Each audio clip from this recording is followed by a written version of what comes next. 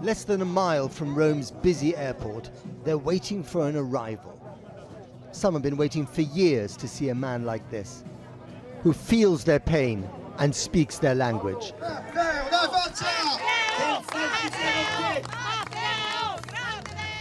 And here he is, Matteo Salvini.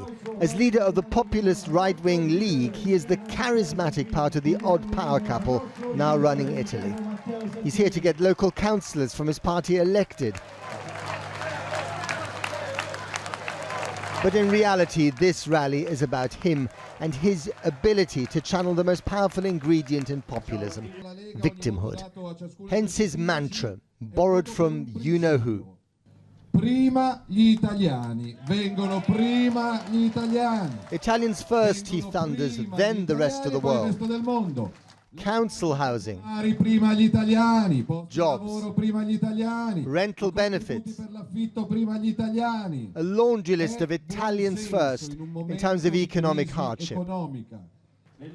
No real solutions about how to bring about this promised land, but an imagined enemy standing in its way.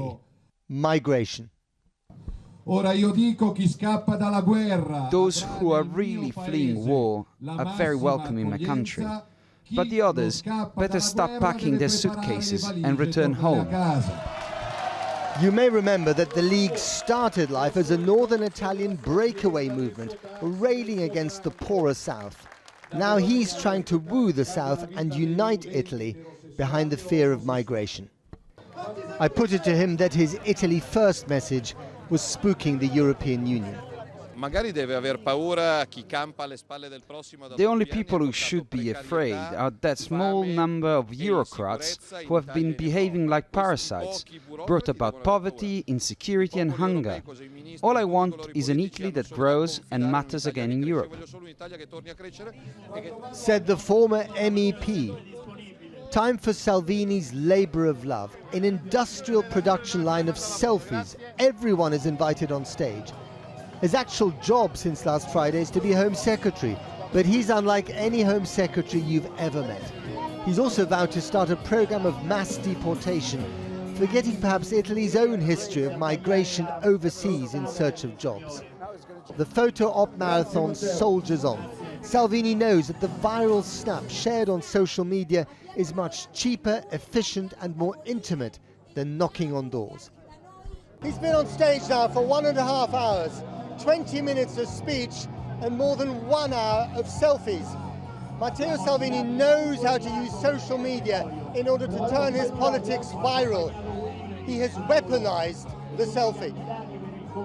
From the piazza of perpetual campaigning to the palazzo of power, the Italian Senate preparing to vote on the new government programme. For Salvini, dull work by comparison.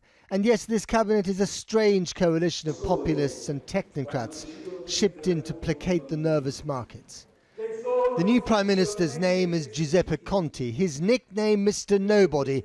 He's only got the job because the populists on either side of him want him there.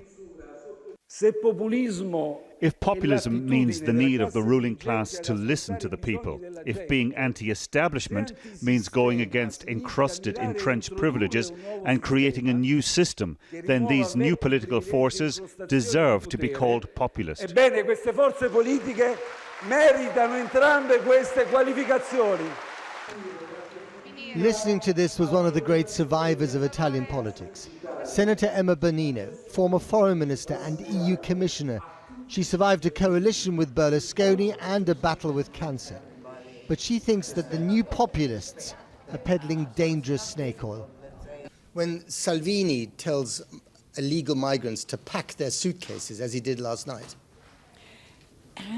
What does it mean? Again, he's still in electoral campaign. Where is going to send them? Where? But the fact that he's saying it is dangerous. Exactly, because he's fueling expectation that he will not be in a position to deliver, and it's also fueling this sense of intolerance that is growing in my country. Only a mile or two away, but inhabiting a different world, is the Baobab camp. 350 men and women from all over Africa. A mix of humanity, surviving just on the margins, in the shadows.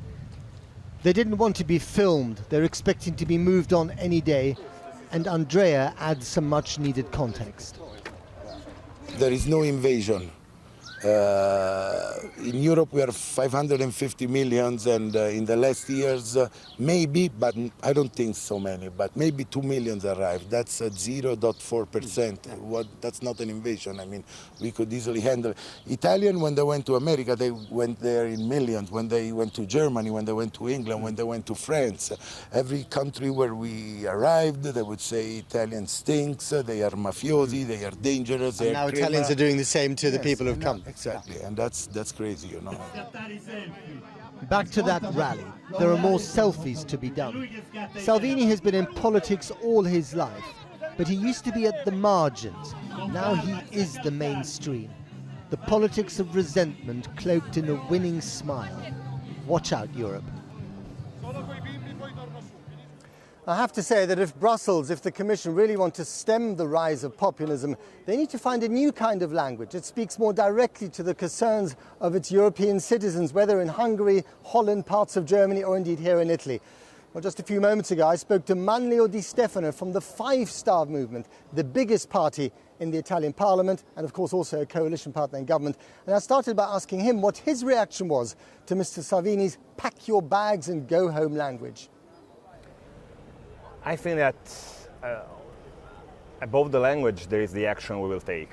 I mean, this government will never act humiliating the human rights. So any initiative and any law that it will do will be accordingly to the Geneva Convention and the Human Rights Convention. But mass deportation of hundreds of thousands of people, I mean, that is treading on human rights potentially, isn't it? And we still didn't do it. But will you do it? No, I don't think so. He wants to do it. Your coalition partner wants to do it. There is a specific contract and agreement that was made just to avoid that things that are not written there can be done. So I think that Salvini will understand that now he has a responsibility and will cover this responsibility according to the agreement that we have done. I mean, the whole issue of migration is a distraction from the much deeper concerns. How is the Italian economy going to grow? This place has been stagnant now in terms of growth for 20 years. It has really had 2 lost decades. How is that going to change? And I have to say, if you talk to people from the League or indeed the Five Star Movement, it's a little bit like talking to a doctor who hasn't actually come clean with the patient and told the patient how sick they are. They know what the problem is here, but they haven't yet found a solution. And you know, given the kind of differences between these two right and left-wing populist movements, they might not even be in power for that long.